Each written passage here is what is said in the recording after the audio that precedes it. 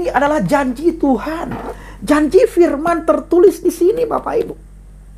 Ya, janjinya tertulis semuanya di sini. Saudara harus terima.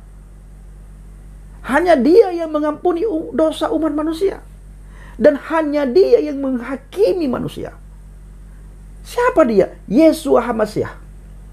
Firman Tuhan yang nuzul dalam wujud manusia menyelamatkan orang-orang yang berdosa.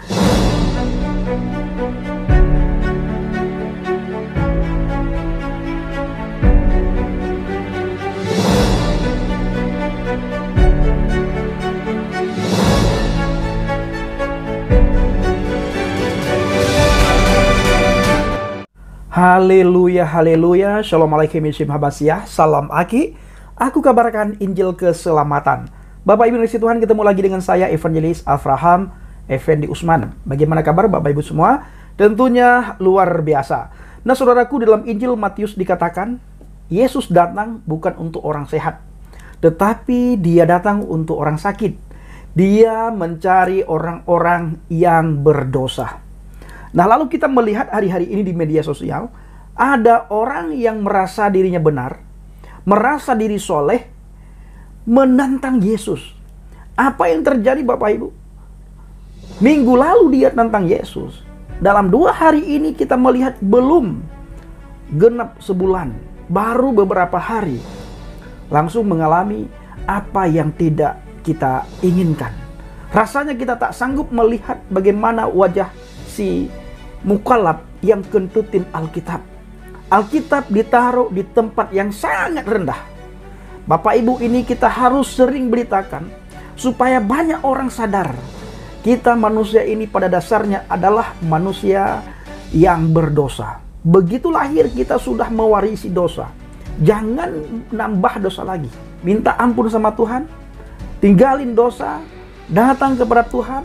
Akui dosa dan imani Dia sebagai Tuhan dan Juru Selamat. Di dalam Injil Matius 9 ayat yang ke-12, Yesus mendengarnya dan berkata, bukan orang sehat yang memerlukan tabib, tetapi orang sakit. Hanya orang yang sakit yang mencari obat, hanya orang yang sakit yang mencari dokter, hanya orang yang sakit yang datang ke rumah sakit, dan hanya orang yang sakit yang mencari tabib. Tidak mungkin orang sehat datang ke rumah sakit, kecuali orang sehat itu mengantar orang sakit ke rumah sakit, baru dia datang. Nah, tetapi dia datang bukan untuk berobat, untuk mengobati atau untuk mengantar pasien yang sakit. Dan ada orang di sekitar kita Bapak Ibu, sangat banyak kita melihat merasa dirinya sehat, padahal sakit. Maksudnya apa Bang Bendi? Banyak sekali di sekitar kita lihat orang yang merasa diri sehat, padahal dia sakit. Apanya yang sakit? Rohaninya yang sakit. Maka ketika rohaninya sakit, apapun yang dilihat, orang yang tidak seiman dengan dia, orang yang tidak seakidah dengan dia, orang yang tidak sepemahaman dengan dia, dia hina, dia caci maki, dia olok-olok. Bahkan dia tidak takut dan dia tidak segan-segan untuk menghina Tuhan, mengolok-ngolok Tuhan, menantang Tuhan. Firman dikentutin, ditaruh firman di tempat yang sangat rendah. Apa yang dialami setelah itu? Sakit, menangis di tempat tidur, tidak bisa berbuat apa-apa. Belum genap sebulan, dia sudah merasakan hal yang tidak bisa kita bayangkan. Apakah dia pura-pura? Dia actingkah? Itu terserah dia Bapak Ibu. Tetapi kalau kita melihat kondisinya, sepertinya itu benar. Yang terjadi seperti itu Bapak Ibu. Ya, sambil dia sebut nama Tuhannya, dia menangis saudaraku. Sangat pilu, sangat kita mengelus dada ketika kita melihat si mukallaf yang kentutin Alkitab beberapa hari yang lalu. Orang berdosa berani menantang Tuhan. Bayangkan Bapak Ibu, orang berdosa berani menantang Tuhan. Ini zaman sudah benar-benar akhir saudara. Ya, zaman sudah benar-benar akhir. Kita sering sekali melihat orang-orang berdosa atau orang-orang yang merasa dirinya benar, merasa dirinya soleh, bahkan merasa dirinya ahli agama, ahli surga, tahu pintu surga, tahu kunci surga.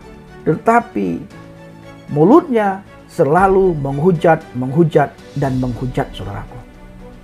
Apa yang dia hujat? Dia menghujat Yesus Kristus.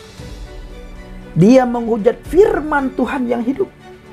Di dalam kitab Yudas sudah dicatat, sudah ditulis, sebab mereka telah mengatakan kepada kamu, menjelang akhir zaman akan tampil pengejek-pengejek yang akan hidup menurut hawa nafsu kefasikan mereka.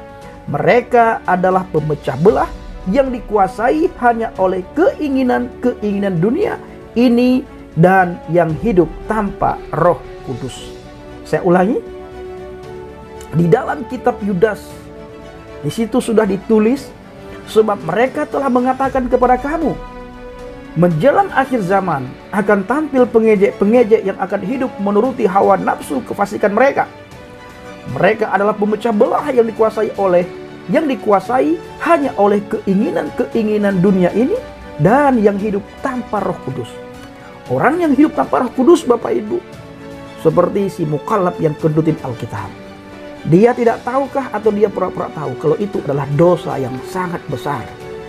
Setiap pelanggaran, kesalahan, dosa yang dia lakukan, konsekuensinya adalah maut. Neraka, tempat orang-orang tersiksa, tempat orang-orang meratap menangis,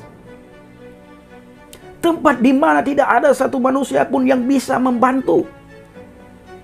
Ketika berada di tempat tersiksa, tidak ada satu orang pun, satu pribadi pun yang datang untuk membantu, untuk menolong. Belas kasihan itu sudah tidak ada lagi pada waktu itu. Kita meratap di situ, menangis di situ, menyesal di situ, tetapi semuanya sudah terlambat. Maka dari itu, Bapak Ibu, ketika manusia jatuh dalam dosa, manusia kehilangan kemuliaan Tuhan, manusia jauh daripada Tuhan, banyak utusan-utusan datang untuk mengajak orang bertobat, mengajak orang untuk kembali ke jalan Tuhan, mengajak orang untuk kembali ke jalan yang benar. Tetapi tidak ada satu utusan pun yang berani dan yang bisa menyelesaikan dosa umat manusia. Tidak ada satu utusan pun yang berani atau yang bisa membereskan dosa manusia. Hanya bisa dan mampu mengingatkan. Untuk membereskan dosa, tidak ada satu orang pun yang sanggup. Lalu hadirlah firman ke dunia ini. Firman yang penuh dengan belas kasihan. Dia tidak mau manusia terus-terusan jatuh dalam dosa. Karena firman berkata, setiap orang yang berdosa pasti mati, dan tempatnya adalah di tempat yang sangat menyeramkan.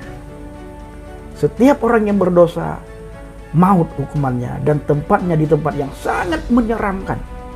Maka firman itu hadir di tengah-tengah kita untuk menyelamatkan umat manusia dari dosa.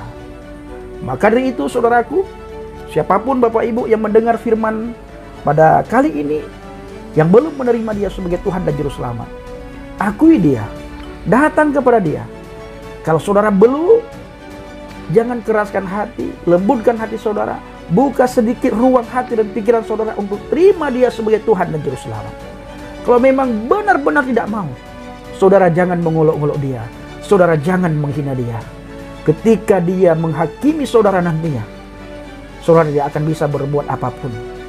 Karena setiap saudara, kita semuanya pasti berhadapan dengan Dia nantinya, karena Dia satu-satunya hakim yang adil.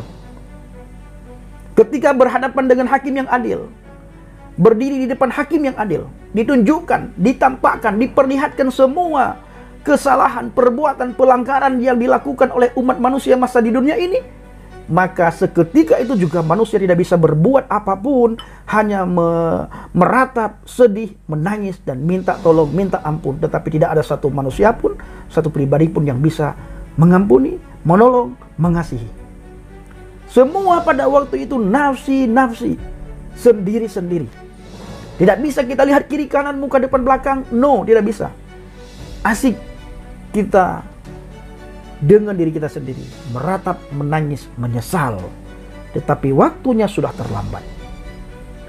Maka sebelum waktu terlambat, selama nafas masih ada kesempatan untuk bertobat. Terima Dia sebagai Tuhan dan Juru Selamat, maka kita selamat.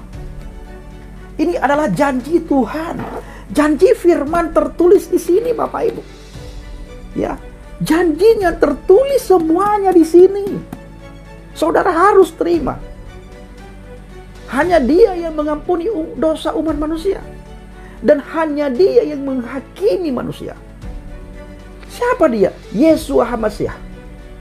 Firman Tuhan yang nuzul dalam wujud manusia menyelamatkan orang-orang yang berdosa, karena manusia semuanya berdosa, jatuh dalam dosa, dan hukuman dosa itu adalah maut, tempatnya di tempat yang sangat menyeramkan, tempat yang sangat menakutkan. Maka terimalah Dia sebagai Tuhan dan Juru Selamat. Jangan pura-pura sakit. Ya, datang kepada Dia. Dia mencari orang yang sakit, bukan mencari orang-orang yang pura-pura sakit. Dia mencari orang yang bersalah. Maka jangan pernah merasa diri benar, ya. Jangan pernah merasa diri benar. Ayat yang ke-13, jadi pergilah dan pelajarilah arti firman ini. Yang ku kehendaki ialah belas kasihan dan bukan persembahan, karena aku datang bukan untuk memanggil orang benar, melainkan orang berdosa. Yesus datang bukan untuk memanggil orang benar.